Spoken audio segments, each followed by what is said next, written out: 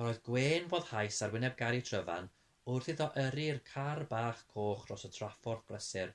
Fe deimla'n fwy cartrefol wrth olwyn hwn na phan elwyd arno weithiau i gymryd at y bwystfil haearn y gwirionau Alec gymaint arno.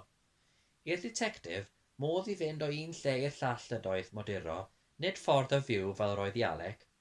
Roedd car yn fath o estyniad o'i gymeriad, yn bictiwr o'r bachgen ei hun, meddylio Tryfan.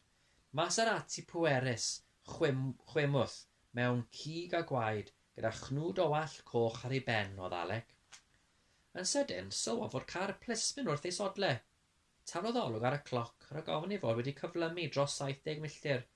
Pa welodd ei fod o fewn terfynau'r gyfraith, cododd ei drod oddi ar ei sbardyn, a roddodd ei fraich allan i arwyddo'r y llall i aros, ac yno roddodd ei drod ar y brec, gan feddwl gofyn i'r plismon roi gwybod i'r arolygwr Morris ar ffôn radio'r car fod Dr Harry yn obeithiol y deiau Samuel Pierce at o'i hunain yn ystod y nos.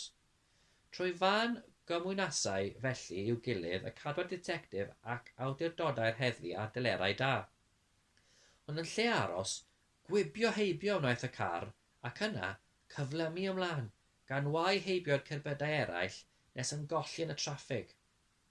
Gwasgodd y ditectif arno'i hunain rhag roi'r ffrwyn i'r ysfau i'w ddilyn, fel y buasau Alec yn siŵr o fod wedi gwneud petai'n ei le. Tân ar groen hwnnw oedd gadael i unrhyw gar fynd heibio iddo, hyd yn oed petai'n llawn o brif gwnsdabliaid. Fel y digwyddodd, sylwodd fod caban ffôn ar ochr y ffordd a arweiniau o'r draffordd a throdd y car ato.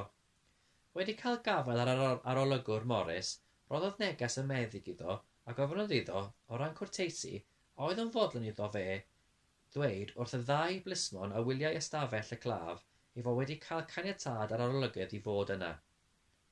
Fel mater o ffaith, atebodd hwnnw, rwy wedi dweud wrth fy nynion am roi pob cydweithrediad i chi yn y busnes yma, i ddweud y gwir, fe fyddai un falch o unrhyw ole allai ei gael dy chi. Mwyaf yn y byd o dof i wybod am yr achos, mwyaf dyrus mae'n mynd. Sicrhaodd Tryfan ef y cael wybod ar unwaith am unrhyw ddatblygiad o bwys, a dywedodd fel y ceisiodd gael un o gerbydau'r heddlu i aros, mwyn iddo cael ei roi gwybod i'r arolygwr ar hyn a ddwedodd Dr Harry. Un o'n ceir ni? Sylwoch chi beth oedd ei rife? Honodd y llall. Cyfaddefodd y ditectif na roedd wedi dal y rif, ond eglurodd pa wneithriad oedd. Amhosib, medda'r arolygwr. Does da ni'r un o'r eini. Mae'n rhaid mae plismyn dierth oedden nhw. Dod o rywun i garchar Abertawe falle. Ond bod esboniad yr arolygwr yn un digon resymol, ni allai Tryfan nain a theimlo'n annifyr wrth yrru ni flan. Tra roedd y gama o gwmpas, ni ellir fforddio di-ystyru'r digwyddiadau bach mwyaf naturiol a diniwed. Nid oedd dim y tu hwnt i ddichell hwnnw, dim hyd yn oed gwisgo i ddynion mewn siwt plismon a'i gyrio amgylch dan fflachiadau'r lamp blas. Wedi cyrraedd yr ysbyty aeth ar ei union i ystafell y meddyg. Fel y disgwyliau, doctor arall oedd yno rwan. Doctor Meredydd, ie? Gofynodd iddo. Gari Tryfan ydw i. Dyn ifanc bychan o gorffolaeth a llwyd iawn ei wedd yn hollol wahanol o ran ei olwg i Dr Harry ar un y gyfarfu ar ei ymweliad yn y pnawn. Gwenodd yn nerfus ar y detectif. Dewch chi mewn, Mr Tryfan, meddai gan godi'n ansicr i'w groesawu. Roedd Dr Harry'n dweud bod chi'n debyg o ddod. Mae'n bleser gael cwrdd â chi. Estynodd ei law yn betrysgar i Gari. Fe cymerodd yntai hi'n gynnes. A siw mae'r claf, doctor, ydy e'n debyg oedd o Rownd yn fian? Roedd e ddim wedi dod pan fues i'n ei weld wedi mi ddod i mewn. Wrth gwrs, chi'n deall Mr Tryfan, mae'n siŵr fod Dr Harry wedi dweud wrthych chi. Mae'n bosib pan ddaw at o'i hunain na fydd e'n cofio dim o'r hyn ddigwyddodd iddo fe. Ydw, rwy'n deall hynny. Felly, mae hi fynycha mewn achosion fel hyn, fel mater o ffaith. Doctor, nag am yr hyn ddigwyddodd bore heddiw rwy am wybod, ond am rhywbeth ddigwyddodd 4 blynedd yn ôl. Os na beryg y bydd hyn wedi effeithio ar ei golfe mor bell yn ôl â hynny. Mae'n anodd dweud mewn gwirionedd, all neb ddweud i sicrwydd nes daw e Rownd. Garech chi fynd draw nawr i weld siw mae e. Fe fydd y plismyn newydd wedi cael amser i setlo lawr erbyn hyn, mae'n siŵr. Ydyn nhw wedi newid y rai sy'n gwarchod? Gofnodd y detectif. Dwedodd yr Inspector Morris ddim am hynny. Inspector Morris? Y ddau blismon anfonsoch chi gymryd drosodd oddi ar y ddau arall yn ei olygu, medda'r meddyg. Beth wedsoch chi? Fi'n anfon rai yma, anodd Gari wedi cyffroi. Anfones i neb. Does da fi ddim awdurdod i ordro plismen o bwyty. Dechreuodd y meddyg chwilota ar y ddesg. Ond eich enw chi oedd ar y papur ddangosyn nhw i mi, meddai. I ddweud y gwir, fedrwn ni ddim peidio gwenu wrth weld fod llaw ysgrifen detectif mor aneglir ac un doctor.